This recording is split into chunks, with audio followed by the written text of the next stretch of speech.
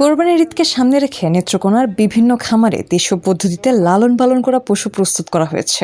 রাসায়নিক মুক্ত ও প্রাকৃতিক খাবারে বড় করা এসব পশুর মধ্যে নজর কাটছে ঈশাখা নামের ফ্রিজিয়ান জাতের একটি ষাঁড়।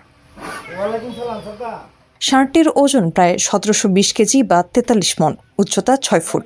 ষাঁড়টির পিছে প্রতিদিন খাবার ও পরিচর্যার জন্য খামারের ব্যয় হয়েছে 12 থেকে 1400 টাকা। গত বছর ঈশাখার দাম হাঁকা হয়েছিল 9.5 লাখ টাকা।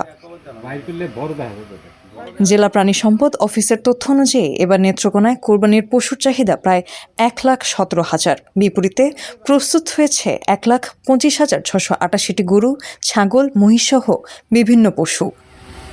কোরবানির ঈদকে সামনে রেখে নেত্রকোনার 10 উপজেলায় 113টি স্থানে পশুর হাট বসেছে। এসব হাটে প্রতিদিনই চলছে বেচাকেনা।